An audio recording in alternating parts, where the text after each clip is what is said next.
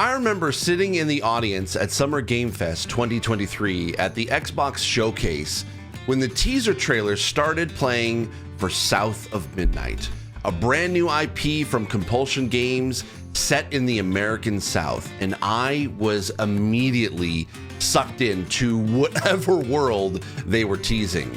The stop motion animated, monstrously sized old man singing an old blues song, strumming along on a beat up guitar. A young black woman walking up the dock to speak to him, asking if he'd seen a creature with teeth like knives. Then when a shadowy monster appears behind her, she spins a little top and a glowing strand of magical light appears, dancing between her fingers. Even though that trailer was just over 2 minutes long, so much of that world was shown that I knew I needed to play it. A few years later, I finally got my hands on it and even got to roll credits, thanks partly to the accessibility.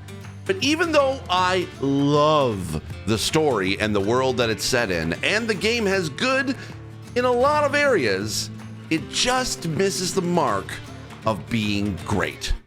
Let me explain.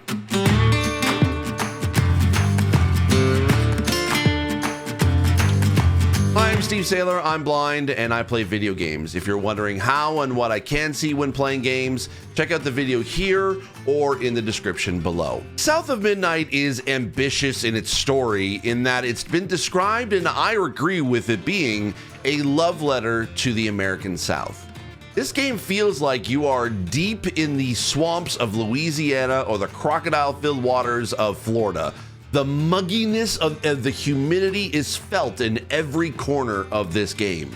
There is so much folklore that I fell in love with reading every lore entry, note, or just sitting and staring at the gorgeous sunset overlooking the lush bayou while swatting away mosquitoes.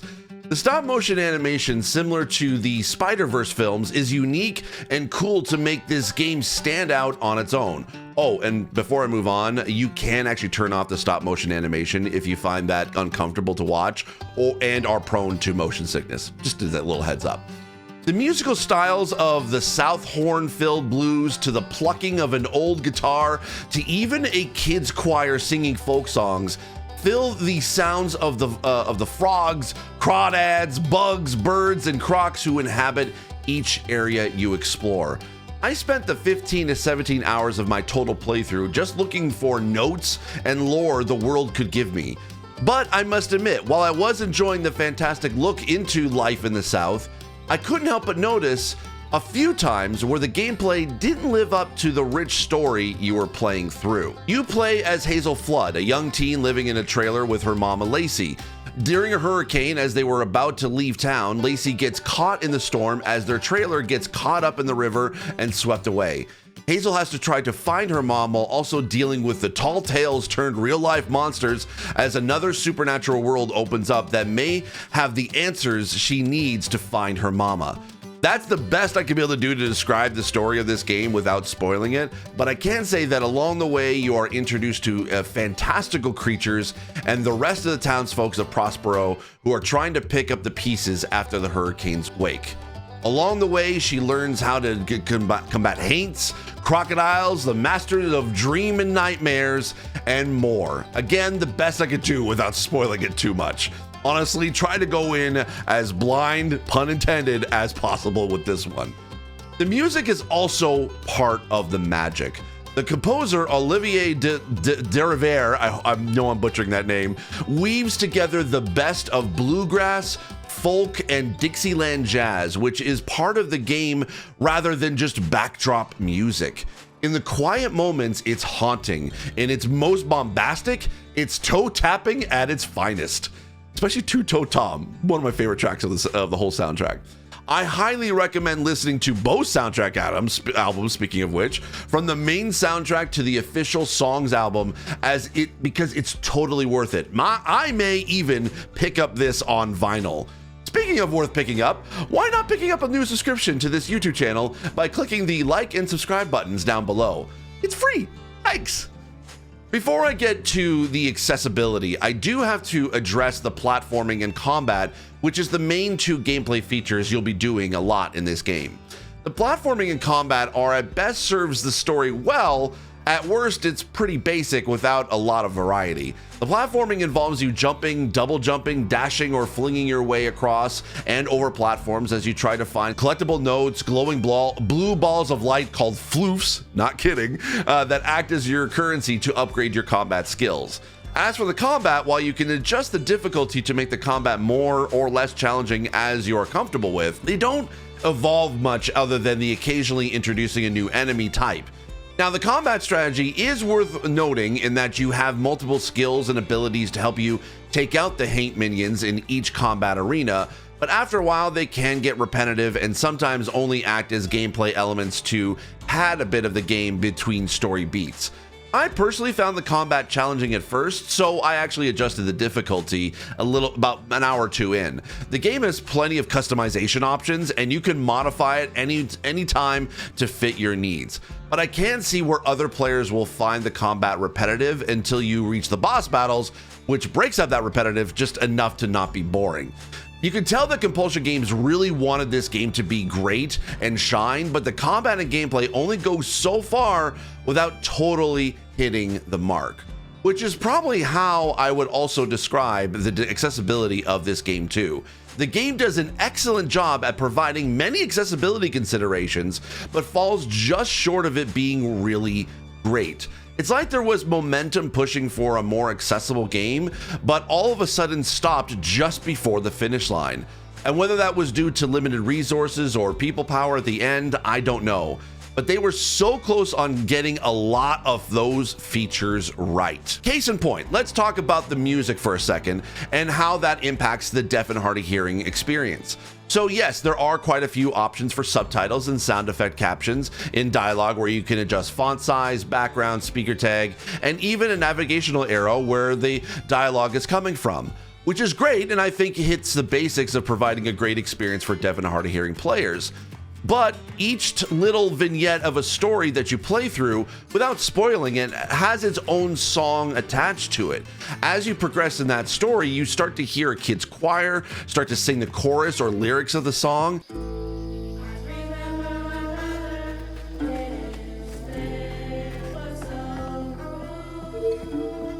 And then as you progress further, the song starts to develop more, with more lyrics present themselves as new parts of the story are unfolding, and then crescendos to the main song, and the singer sings the entire folk song based on the folk story the gameplay is telling.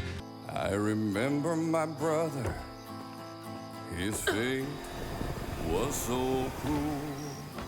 That sounds awesome, and it is. It's one of my favorite parts of the game. But sadly, the game, while having good subtitle and caption options, the lyrics are never captioned. You miss out on a major part of the game because of it, just misses the mark from being great. Another example is navigating through the world. The game has an amazingly narratively based accessibility feature for blind players. The game's magic is based on the idea of weaver magic, and Hazel uses strands to navigate the world and fight the evil haints that blight the world around them. So this game uses a glowing strand of magic that guides you to the next objective in the story. It not only has audio sound effects for them, but also there is a feature where you can turn an audio beacon that will pulse when you are close or far away from the strand.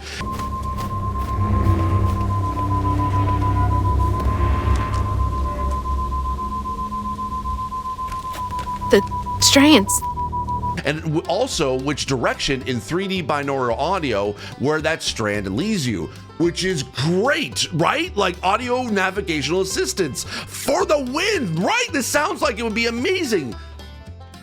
But it stops short of being great because there are a few times where the audio beacon gets lost amidst of the other sound effects. And when I tried to adjust the volume to find the right balance, I couldn't, and you really have to listen hard to hear amongst the rest of the noise.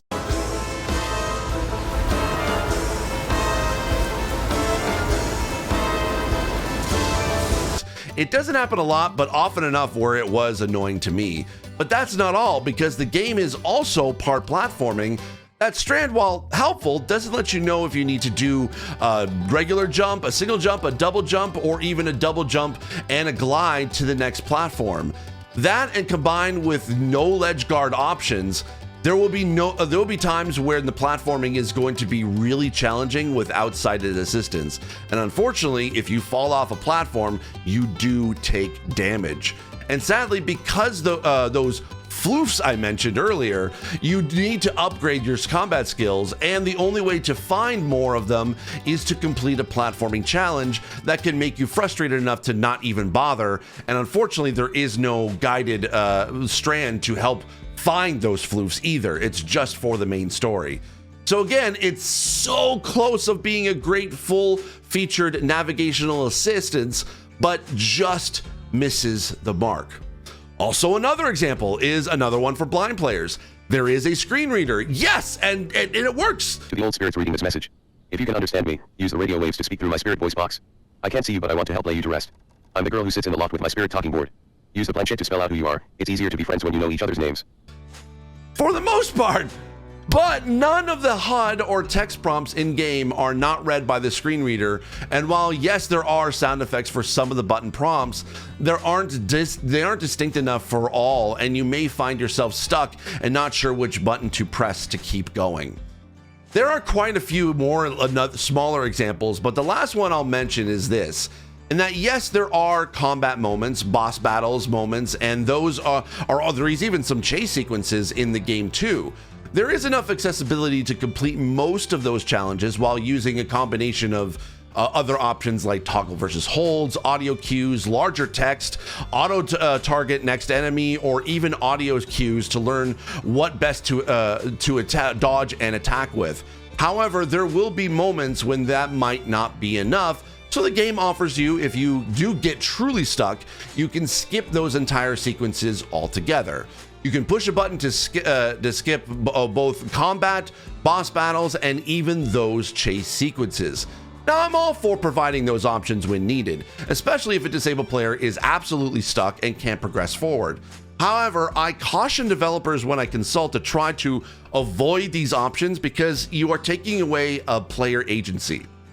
You are offering a shortcut instead of trying to tackle a better way to make the challenge more accessible, and it really kind of goes to show that if this was thought of in the design process when creating these features, you may not have needed to have these skippable options.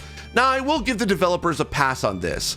Mostly because I get it. If they just don't have the time, but still wanted to make sure no player was stuck completely, offering these skip a combat and chase sequence options is fine. I just feel there could have been a better way.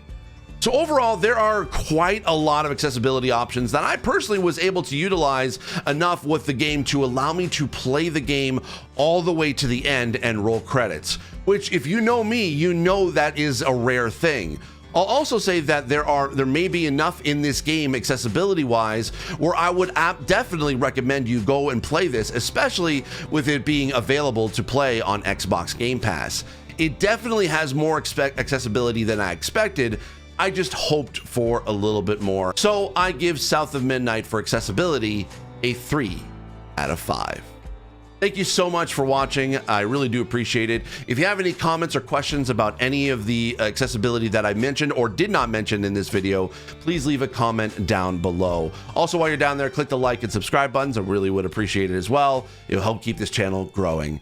Thanks again. I'll see you in the next video. And as always, I remain obediently yours. Bye-bye.